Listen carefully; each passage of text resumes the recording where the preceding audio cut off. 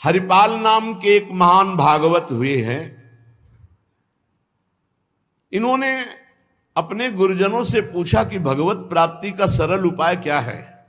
तो ये सिद्ध बात है, गृहस्थी में विविध साधनाएं नहीं हो सकती। यम नियम आसन प्राणायाम प्रत्याहार ध्यान धारणा समाधि सब बड़े कठिन, ब्रह्म ज्ञान बड़ा कठिन। अरे गृह कारज नाना जंजाला तेयति दुर्गम शैल विशाला, यही सर आवत अति कठिनाई राम कृपा बिनु आए न जाए। घर गृहस्थी के इतने झंझट हैं, इतनी चिंताएं हैं कि वो बैठकर चित्र को परमात्मा में एकाग्र करे। कोई बहुत ही कृपा पात्र होगा साधु का, सो ऐसा कर रहा होगा, अन्यथा प्रपंच का चिंतन होता है।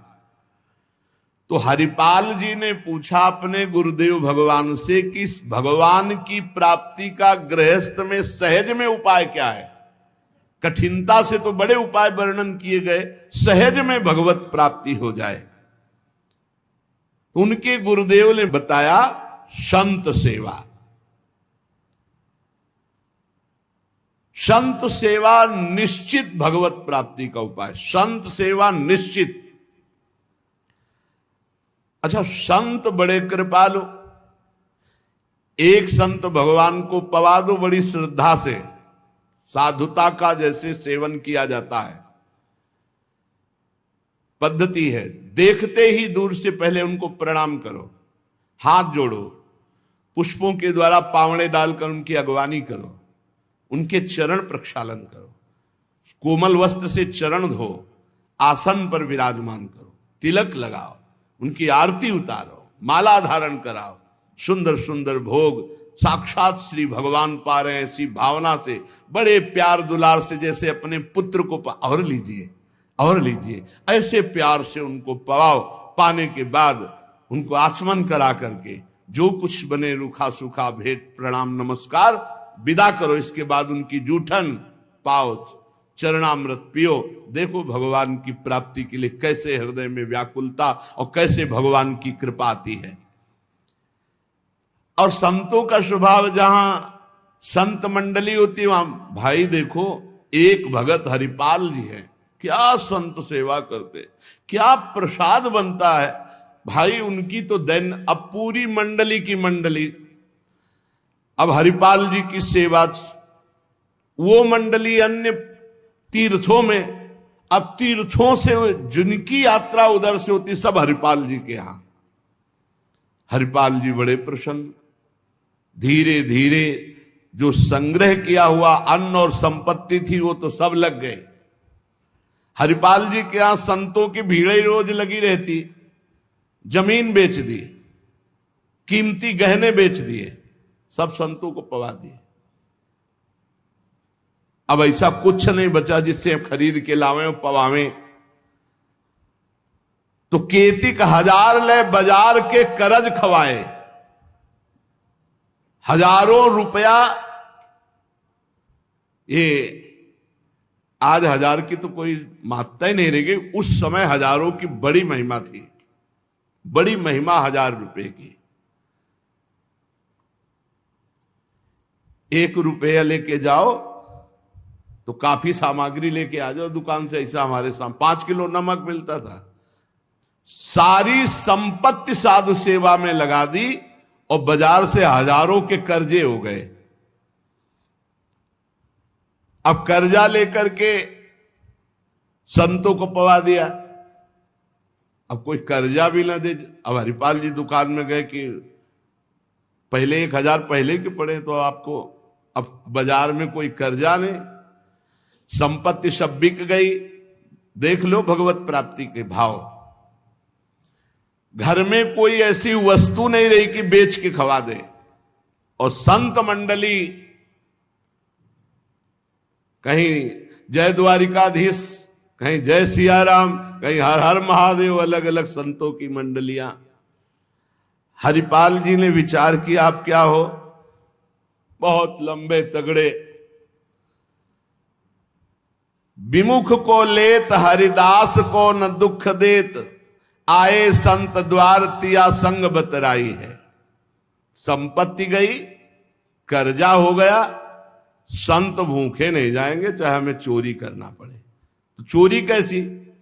एक प्रधान रास्ता जंगल में था, तो उस समय अस्त्रों में भाला, तलवार, तीर, धनुष यही थे। तो भाला लेकर के अब चुपचाप बैठे रहते, न राम कृष्ण कोई बोलने वाला, ना गले में कंठी, न कोई भागवतिक तिलक, मारते नहीं थे। भाला गले तो लंबे चौड़े विशाल शरीर के थे, तो डर के मारे अपने आप जो है और वो लेकर के संतों को पवाना शुरू किया। छल कर बल कर लीजिए महाकृपिन को दाम, और साधुन के मुख बोइए या ऐसा यानो काम, उसका भी कल्याण हो जाएगा और आपका भी मंगल हो जाएगा। साधुन के मुख में अच्छे अच्छे पदार्थ, तो वो धन धन्य हो गया। वो धन जिसका लिया उसका भी धन। लेकिन ये तब, पहले अपनी संपत्ति खर्चा कर डालो, बेईमानी नहीं। बाजार में कर्जा ले लो, जब उसके भी पटाने का रह जाए कि अब नहीं पट सकता और संत आए, तब ये उपाय है, पहले नहीं।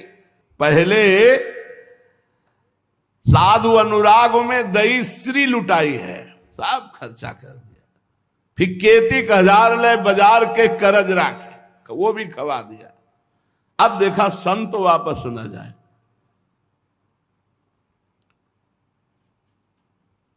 अब उस मार्ग से जो अगर कोई निकलता हो, जहां भाला लेके निकलते हुए, अरे राम, हाथ जोड़ लेते। अब ये तो खबर फैल गई कि रामकृष्ण बोल दो तो डाकू चोरी नहीं करता, कंठी तिलक हो तो डाकू चोरी नहीं करता। अब कौन डाकू ये पता नहीं चलता था। अब वहां जो निकले जंगल में तो शुरू से ही कोई श्री राम जय जय राम, कोई राधे राधे, कोई कृष्ण कृष्ण, और उतनी देर के लिए तिलक जरूर लगा लेते। अब समस्या की वैष्णव को लूट नहीं सकते, मुख से नाम निकल जाए उसे लूट नहीं सकते। अब वहां जो निकले सब जैसे भयभीत होकर से ही वहां जय श्री राम, राधा राधा, कृष्ण कृष्ण, हरि हरि, क्योंकि पता है डाकू है, भाला लिए मारेगा, चोरी कर लेगा। यद्यपि उन्होंने किसी को मारा नहीं था। अब वहां किसको चोरी करे, जो निकले सब वो। साधु मंडली आई, बड़ी सत्कार करना है, घर में कोई सामग्री नहीं और चोरी अब हो नहीं सकती, क्योंकि जंगल से जितने निकलते हैं सब कंठी तिलक और नाम जप। भले जिंदगी में न धारण करे, लेकिन वो रास्ता जब जाएंगे तो जरूर धारण कर लेंगे। देखो ये भक्त का प्रताप, और पूरे रास्ता नाम कीर्तन सब। हरिपाल जी अपनी पत्नी से कहा, आज तो बड़े भाग्य, इतने संत घर में पधारे, पर भोजन की तो कोई व्यवस्था ना बाजार से हो सकती है और ना हमारे पास कुछ रह गया है। पत्नी ने कहा, एक घर में दाना भी नहीं है, कैसे होगा अतिथि सत्कार? सब संत तो वापस चले जाएंगे भूखे, ये तो बहुत बड़ा अनर्थ हो जाएगा। हरिपाल जी ने कहा, देखो अड़ोस पड़ोस में मांग के। उनकी पत्नी जिस दरवाजे में जाती, वो कहती संत आए, बस शब्द ही सुनते दरवाजा बंद कर लेते, मांगने आए हैं। पहले कले गए, अभी वापस दिया नहीं, फिर मांगने आए। अब वापस पत्नी आ गई, हरिपाल जी से कहा, दाना नहीं मिला है। आपके व्यवहार का ऐसा प्रताप फैल गया है कि देखते ही दरवाजा बंद हो जाता है। तो हरिपाल जी ने कहा, भगवान ही का सहारा है, उन्हीं का स्मरण करते हैं। और अंदर ही अंदर की देखो, गुरुदेव भगवान ने कहा था साधु सेवा से भगवान की प्राप्ति होती हुई। तो प्रभु आप मिलो ना मिलो, लेकिन आज संत हमारे यहां से भूखे वापस नहीं जाना चाहिए। प्रभु कोई हमें उपाय नहीं सुहाई दे रहा।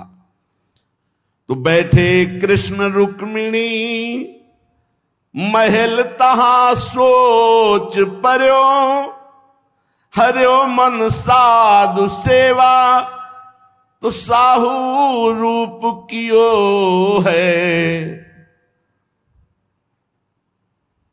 हरिपाल जी की पुकार और भगवान का लीला विहार शुरू।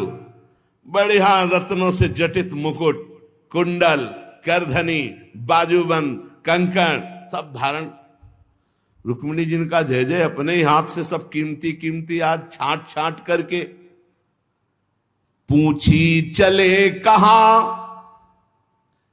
कही है हमारो एक भक्त। कहां प्रभु ये नया नया सब आभूषण दिव्य कीमती श्रृंगार कर। बोले एक भगत है, आज उसके दर्शन करने जा रहे हैं। दर्शन देने नहीं कहा, दर्शन कर। तो मैं हूं, आऊं? बोले हाँ आओ, क्योंकि हमसे ज्यादा श्रृंगार तो आप धारण करेंगी। आओ आए जहां पूछ लियो है। रुक्मिणी जी ने कहा प्रभु जिन ऐसे महाभागवत के आप दर्शन करने जा रहे हैं, मैं भी दर्शन करने चलूं। बोल बिल्कुल बिल्कुल, आज तो हम जरूर ले चलेंगे, पर देखो बढ़िया से बढ़िया पूरा श्रृंगार कर लो। रुक्मिणी जी ने फौरन श्रृंगार, प्रभु से ज्यादा रुक्मिणी जी का श्रृंगार। वैसे भी पुरुष से ज्यादा श्रृंगार माताओं बहनों का होता है। अब उन्होंने देखा कि जब इतना महान भगत है कि प्रभु सब कीमती, तो और बढ़िया बढ़िया हार और सब। प्रभु और रुक्मिणी जी दोनों, प्रभु ने कहा एक बात है, कोई भी भगवत चर्चा नहीं करनी, कोई भी भगवत चिन्ह नहीं धारण करना। प्रभु ऐसे कैसे भक्त के पास जा रहे हो कि जो भगवत चिन्ह से विरोध करता है, भगवत चर्चा से विरोध करता है? बोले हम जो कहें वो मान लो। रस्ते में कोई भगवत चर्चा, कोई भगवत नाम, कोई भगवत चिन्ह, सब संसारी आभूषण सब।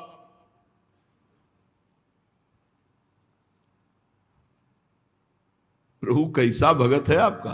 बोले बहुत उच्च कोटि का, दर्शन से निहाल हो जाओगी, ऐसे भक्त का कभी दर्शन नहीं हुआ होगा। रुक्मिणी जी तैयार हुई, भगवान तैयार हुए और हरिपाल जी के द्वारे पे आए। अजू मग चले जात बड़ो उत्पात मधि, को पहुंचावे देवो ले रुपया दियो है। करो समाधान संत मैं लिवाए जाऊं, इन्हें लाई वन मांझ देखी बहुधन जियो है। भगवान स्वयं गए और हरिपाल जी को बुलवाया गांव के बाहर और कहा भाई सुनो, सुनते हैं जंगल में कोई चोर लगता है, हम दोनों सेठ हैं, सेठ सेठाइन, ये ले स्वर्ण की एक मुहर, हमें पूरा रास्ता पार कर दो।